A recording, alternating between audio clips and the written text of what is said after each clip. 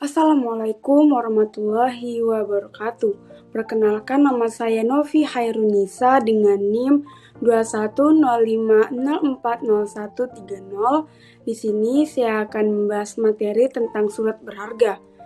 Baik, kita lanjut kepada latar belakangnya terlebih dahulu. Setiap orang atas segala hal yang berkaitan dengan urusan perdagangan dapat bersifat praktis, aman, dan dapat dipertanggungjawabkan khususnya dalam lalu lintas pembayarannya. Untuk memudahkan pembayaran dalam setiap bertransaksi, maka diperlukan surat-surat berharga yang bernilai seperti uang, di mana surat-surat berharga tersebut telah diakui dan dilindungi hukum baik dalam transaksi perdagangan, pembayaran, penagihan, dan lain sejenisnya.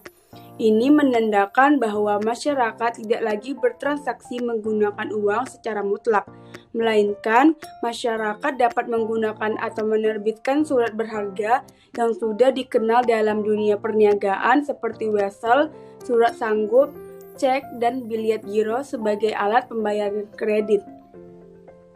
Kita masuk ke pembahasan. Pengertian surat berharga. Surat berharga merupakan salah satu dari ruang lingkup hukum bisnis yang berkembang dengan cepat di Indonesia. Surat berharga adalah sebuah dokumen yang diterbitkan oleh penerbitnya sebagai pemenuhan suatu prestasi berupa pembayaran sejumlah uang sehingga berfungsi sebagai alat bayar kepada pihak-pihak yang pemegang surat. Baik pihak yang diberikan surat berharga oleh penerbitnya ataupun pihak ketiga pada siapa surat berharga tersebut. Surat berharga adalah surat pengakuan utang atau wesel atau saham, obligasi, sekuritas, kredit atau setiap derivatif dan surat berharga atau kepentingan lain atau suatu kewajiban dari penerbit dalam bentuk yang lazim diperdagangkan dalam pasar modal maupun pasar uang.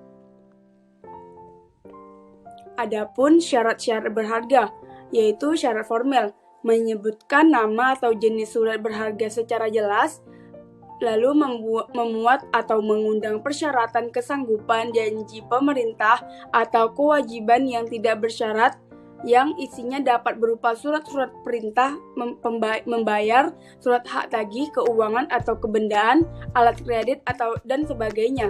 Berikutnya menyantumkan nama pihak yang wajib atau harus membayar.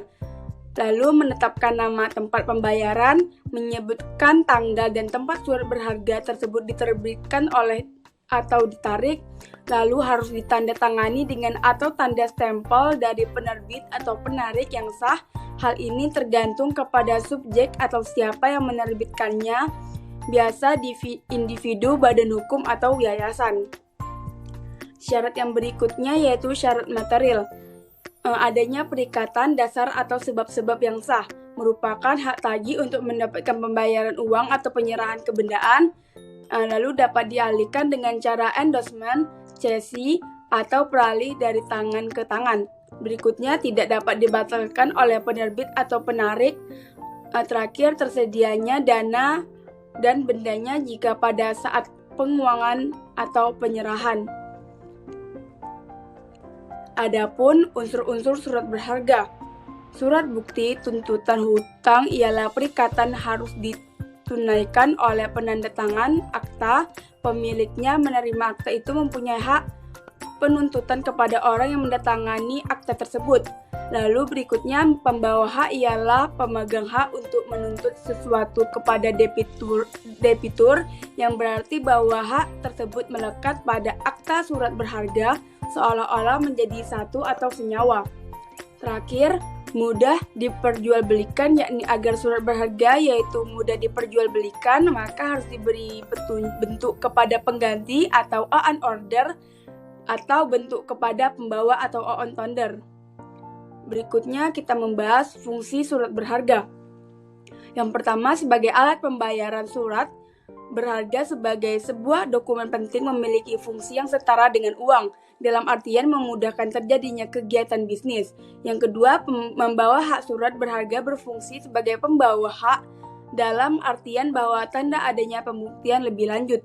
Yang ketiga, surat bukti hak tagih. Pemegang surat berharga berhak atas sejumlah barang atau uang sebagaimana yang tercantum dalam lembaran surat berharga tersebut.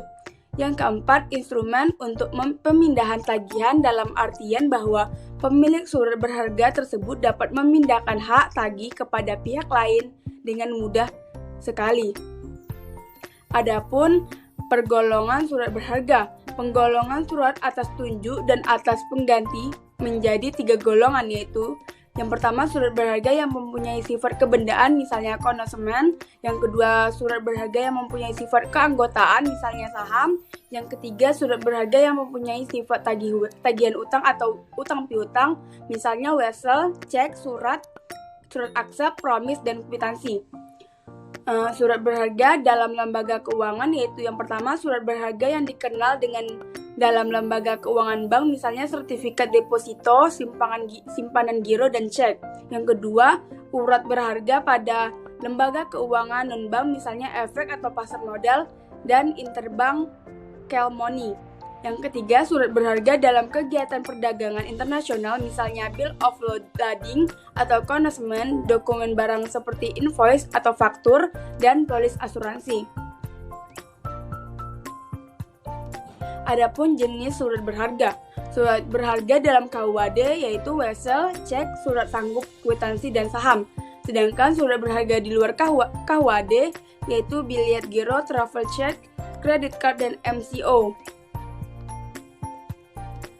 Penjelasan dalam KUHD yaitu pertama wesel. Wesel adalah surat berharga yang memuat kata wesel, di dalamnya diberikan tanggal dan ditangani di suatu tempat dalam mana si penerbit memberikan perintah tanda syarat kepada tersangkut untuk pada hari membayar sejumlah uang kepada orang atau penerima yang ditunjukkan oleh penerbit atau penggantinya di suatu tempat tertentu.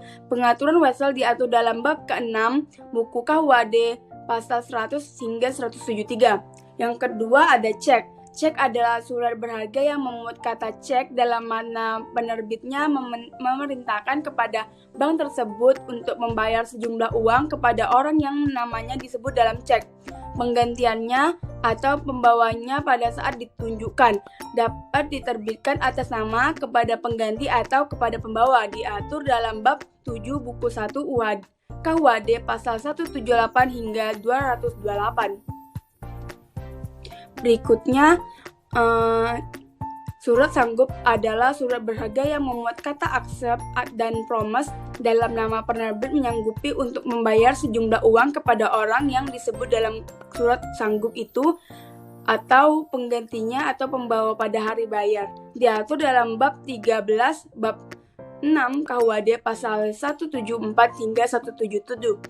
Pada prinsip kwitansi atas tunjuk mirip dengan promise atau tunjuk, namun dalam kwitansi atas tunjuk ini yang diterbitkan adalah berupa kwitansi atau tanda terima uang, di mana pihak yang ditunjuk dan menguasai kwitansi dianggap telah membayar uang kepada pihak yang namanya tercantum dalam kwitansi. Dalam kwitansi atas tunjuk tersebut tidak disyaratkan tentang selalu adanya klausula atau tunjuk. Berikutnya saham adalah surat berharga yang mencantumkan kata saham di dalamnya sebagai tanda bukti pemilik sebagian dari modal perseroan, diatur dalam pasal 40 hingga 43 KUHD. Yang terakhir ada di luar KUHD. Yang pertama itu biliet giro adalah surat perintah dari nasabah pemilik dana pada rekening giro kepada bank atau tertarik untuk pemindahan sejumlah dana ke dalam rekening yang tertera dalam biliet giro dana mana tidak dapat dicairkan secara tunai. Berikutnya travel check atau cek perjalanan adalah surat yang berharga dikeluarkan oleh sebuah bank yang mengandung nilai di mana bank penerbit sanggup membayar sejumlah uang sebesar nilai nominalnya kepada orang yang tanda tangannya tertera ada cek perjalanan itu.